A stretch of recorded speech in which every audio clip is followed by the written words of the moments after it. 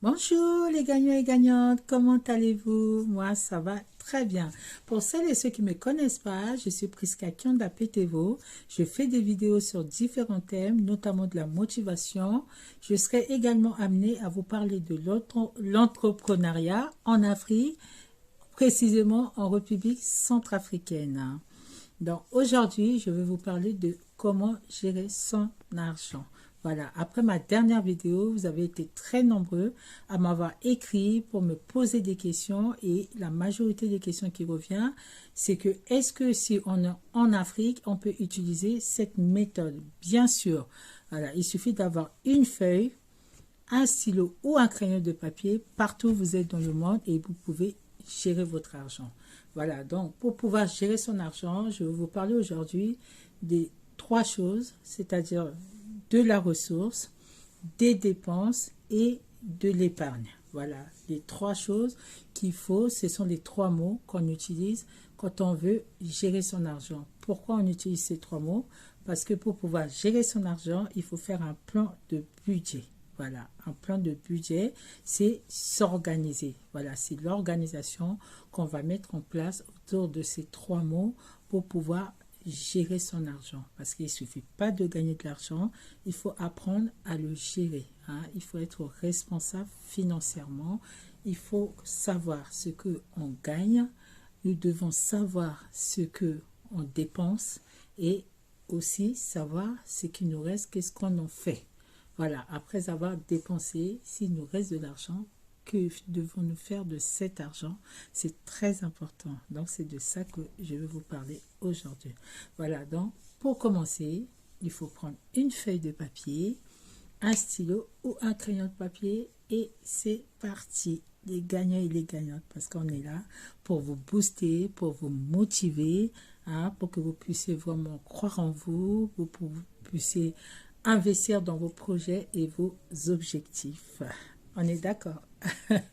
Donc voilà, donc vous prenez cette feuille de papier et la première chose qu'on va écrire, c'est plan de budget. Vous mettez soit plan de budget ou plan budgétaire. C'est comme vous voulez. Hein. Vous écrivez plan de budget, plan budgétaire. Vous pouvez même mettre organisation, hein, de mon argent.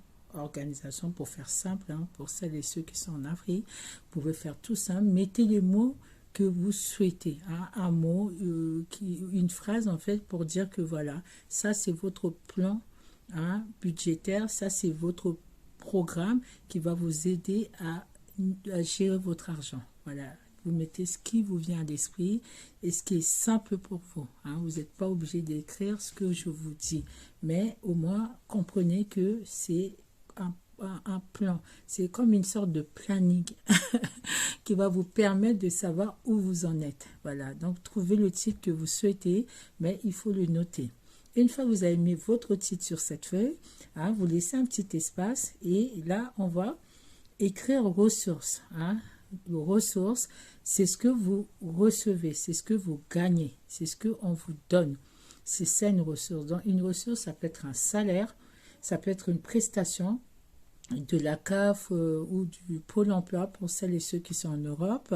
Et en Afrique, ça peut être votre salaire, ça peut être de l'argent que vous donnent vos parents qui sont de la diaspora ou les parents sur place en Afrique. Pour les étudiants, ça peut être votre bourse, ça peut être de l'argent des parents ou des grands-parents. En tout cas, tout ce que vous avez comme entrée d'argent régulièrement, il faut le noter.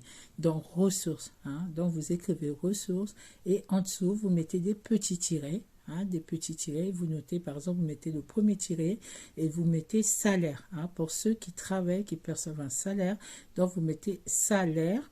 Et à côté, vous écrivez le montant de votre salaire. Si vous êtes en Europe, que vous gagnez 1400 euros, 1500 euros, 1200 euros, qu'importe le montant, vous le notez. Hein. Si c'est en Afrique, si vous gagnez 100 000 francs, hein, CFA, vous mettez 100 000 francs. Si c'est 20 000, vous mettez 20 000. Si c'est 30 000, vous notez 30 000. Si c'est 70 000, vous notez 70 000. Mais il faut écrire. Une fois que vous avez tout noté, tout ça, hein, donc vous faites le montant total. Donc, salaire, si c'est des prestations. En plus de vos salaires, si vous avez de l'argent qu'on vous donne en plus, ça peut être de l'aide des proches ou de votre sœur qui est à l'étranger, qui envoie de l'argent, vous le notez. Ça, c'est important. Il faut noter tout ce que vous avez comme argent que vous recevez régulièrement. Donc, vous notez tout, hein, vous faites le montant, vous mettez total ressources. Hein, une fois que vous avez mis des traits, vous écrivez tout l'argent que vous avez, vous faites un total et vous notez le montant total. Une fois que vous avez fini de noter toutes votre ressources et le montant total, vous allez à la ligne, vous laissez un espace et là vous écrivez dépenses. Hein. Soit vous faites sur une même feuille, c'est comme vous le souhaitez, ou vous prenez une feuille pour noter les ressources et une autre feuille où vous allez écrire les dépenses. Voilà, c'est comme vous le souhaitez, vous faites comme à votre aise, hein, comme ça vous arrange. Donc, vous écrivez dépenses. Dépenses, c'est tout ce qu'on va dépenser. Parce qu'une fois qu'on a de l'argent, on va le sortir. Donc, c'est ce qu'on va dépenser. Donc, dans dépenses, il faudra écrire tout ce que vous avez payé régulièrement. Donc, ça peut être le loyer. Si vous êtes locataire, vous mettez loyer, électricité, l'eau. Et il faut noter aussi l'alimentation. C'est important. Il ne faut pas noter ce que vous achetez, mais il faut noter, bien sûr, le montant de vos dépenses pour l'alimentation. Donc, si vous n'avez pas fait jusque-là, pour l'alimentation, ce n'est pas évident. Donc, moi, ce que je vous conseille, c'est que si vous êtes en Afrique et vous achetez tous les jours, chaque fin de journée, notez sur une feuille tout ce que vous avez acheté avec les montants à côté. Hein, les montants que vous avez dépensés et vous faites le total par jour, et au bout d'une semaine, ça va vous donner une globalité, une idée de vos dépenses alimentaires par semaine. Parce que généralement, ce sont les mêmes produits qu'on a l'habitude d'acheter. Donc, ça va vous permettre d'avoir une idée, soit vous faites par semaine ou par mois, c'est comme vous voulez. Mais en tout cas, il faut le noter. En Europe, ici, pareil. Donc, vous notez et notez aussi tout ce qui est dépenses liées à l'entretien du corps et tout ça, hein, l'entretien de la maison et tout, vraiment noter tout sans tricher. Si vous avez une addiction à l'alcool, je sais que c'est pas facile hein, de l'admettre, mais vous consommez, vous allez dépenser de l'argent dans votre budget pour acheter de l'alcool. Si vous prenez par exemple, vous aimez la bière, vous prenez 3 bières par jour, même si de fois on se dit 3 bières c'est rien, la bière elle coûte 800 francs, 500 francs, 1500, c'est important de noter quand même, parce que l'argent vous allez le prendre de votre budget, donc il faut le noter, même si c'est que 3 bières, bah, on note.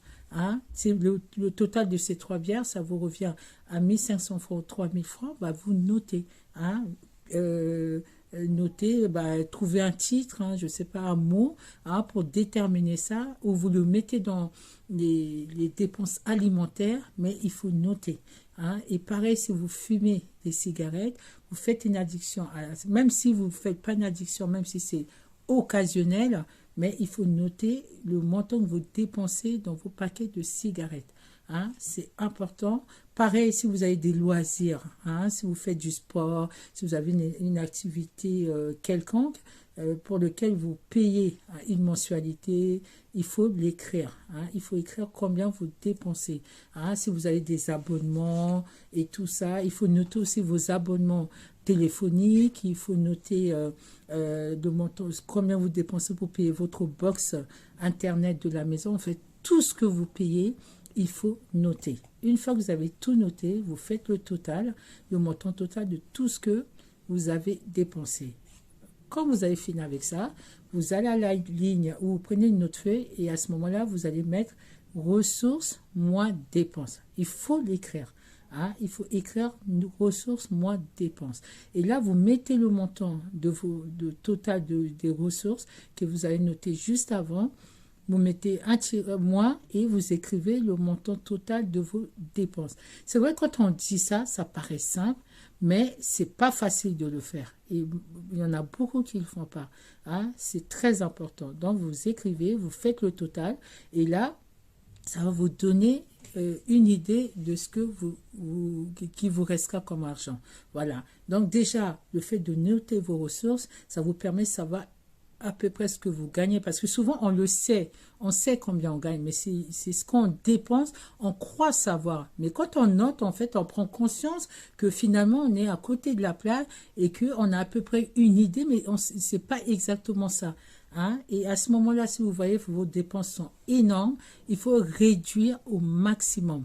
Hein? Il faut enlever tout ce qui est superflu, c'est-à-dire vous gardez l'essentiel, les dépenses primaires, les dépenses importantes comme loyer, l'électricité, tout ça, et pour l'alimentation aussi. Hein? Ça, c'est la base, vous devez vous nourrir, mais peut-être réduire, hein, réduire un peu. Voilà, donc il faut vraiment tout noter afin de pouvoir voir ça, cette visibilité. Et au niveau des addictions, ça va aussi vous emmener à faire des efforts sur vous pour vraiment limiter ça et réduire les dépenses par rapport à l'alimentation et les activités des loisirs, voir si vraiment, si vous en faites plusieurs, peut-être choisissez-en un ou deux, mais voilà, vous n'êtes pas obligé d'en faire plusieurs pour pouvoir limiter vos dépenses.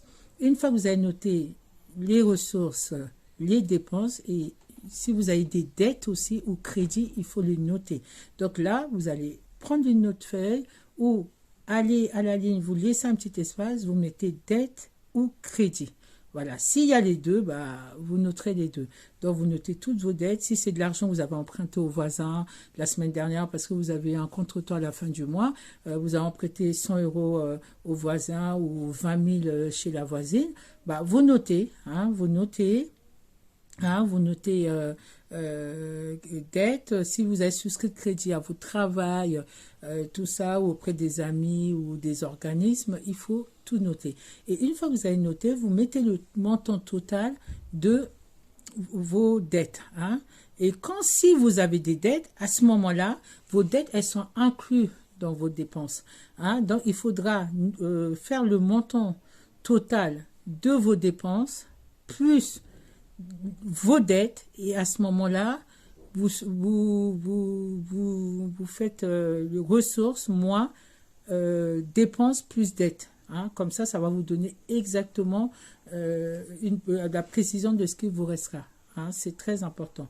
Mais si vous n'avez pas des dettes, tant mieux. Mais s'il y a des dettes, la priorité, c'est de payer vos charges importantes, c'est-à-dire loyer, électricité, l'alimentation, téléphone, tout ça, et après, en second, les dettes, hein, parce qu'il faut éponger les dettes. Si vous n'épongez pas vos dettes, c'est très difficile de pouvoir avancer. Hein. Donc, payez vos charges et essayez d'éponger vos dettes rapidement. Hein. Essayez de trouver des échéanciers pour pouvoir payer petit à petit, mais il faut d'abord les éponger, parce que tant que vous n'avez pas épongé vos dettes, vous ne pouvez pas épargner. Voilà. Donc, si vous avez des dettes, vous payez vos charges importantes et la dette. Et si vous n'avez pas de dette, tant mieux. Donc, l'objectif, c'est de savoir ce que vous gagnez, moins ce que vous dépensez. Est-ce qu'il vous reste de l'argent ou pas? Si vous laissez de l'argent, à ce moment-là, cet argent qui vous reste, c'est ce qu'il faudra épargner, hein, pour réaliser vos projets et vos objectifs. Mais pour cela, il faut avoir un objectif. Il faut avoir un projet, parce qu'on ne peut pas aller prendre de l'argent et épargner comme ça. C'est quoi le but de mettre de l'argent de côté et de pouvoir rien faire avec, hein? Donc, c'est pour ça que c'est important d'avoir un objectif, un projet. Hein? C'est important, parce que l'argent, il faut après, il faut le travailler. Hein? L'argent, il faut le travailler. Donc, réfléchissez d'abord à vos objectifs, à vos projets, et une fois que vous faites cela, si vous laissez de l'argent, là, vous allez l'épargner pour pouvoir investir dans vos projets, dans vos activités. Et si il ne vous reste pas d'argent, ce que vous gagnez et vous dépensez le même montant, c'est qu'il y a un problème. Donc, essayez de réduire vos dépenses au maximum. Et le fait de réduire, ça va vous permettre de gagner. Et c'est cette différence que vous pourrez épargner pour réinvestir par la suite. Aussi, ce qui peut vous aider aussi à réduire, c'est de dépenser ce qu'on a. Hein? Dépenser ce qu'on a, c'est-à-dire on ne va pas vivre au-dessus de ses moyens. On ne va pas aller acheter des choses qu'on n'a pas le montant. Hein? C'est important. C'est l'argent que vous percevez. Une fois que vous payez vos charges, une fois que vous avez payé toutes vos dépenses, ce qui va vous rester, c'est dans ça que vous pouvez dépenser, par exemple, pour vous faire plaisir. Mais vous n'allez pas aller dépenser l'argent alors que vous n'avez pas payé vos loyers, par exemple, ou vous n'avez pas payé votre téléphone ou votre facture d'électricité, et vous allez aller acheter un scooter, une moto, ou aller acheter des mèches brésiliennes à 150 € ou à 40 000 francs. Donc, le but, c'est pas ça, parce que cette situation-là va vous emmener à vous endetter. À vous endetter. Donc, il faut dépenser ce qu'on a. On ne va pas aller chercher à se mettre dans des problèmes. On ne va pas aller chercher à se mettre en difficulté. Parce que sinon, on va faire que ça. On va faire que tourner au rang. Et du coup, on ne va pas avoir cette aisance financière. On ne pourra pas profiter pour soi. Parce que le but, c'est de travailler, d'être en activité. Mais arrivé à un moment, il faut pouvoir vivre en fait. Se faire plaisir. C'est-à-dire, si vous avez un besoin quelconque ou demain, vous dites, voilà, j'ai envie de partir à Dubaï, comme là actuellement c'est la destination à la mode, vous pouvez aller vous acheter un billet comme ça demain et partir vraiment aisément, sans vous prendre la tête, sans être dans des calculs, parce que vous avez de l'argent qui rentre et qui est là pour ça. Donc c'est pour ça qu'il faut s'organiser. Toutes ces personnes que vous voyez, qui vivent, qui sont à l'aise et tout, ils font pas des miracles, c'est parce qu'ils s'organisent.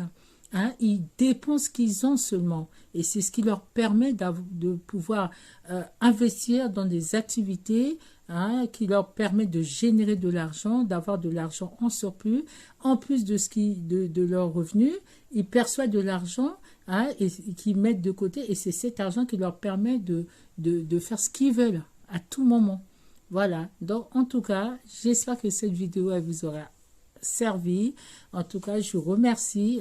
Allez encore vous abonner pour celles et ceux qui ne l'ont pas fait à ma chaîne YouTube, également à ma page Facebook Prisca Kionda PTV. Partagez encore cette vidéo à tous vos contacts, partagez-la au maximum. Je reviendrai très bientôt avec une autre vidéo. Sur ce, je vous souhaite une bonne journée et à très bientôt. Merci les gagnants et les gagnantes.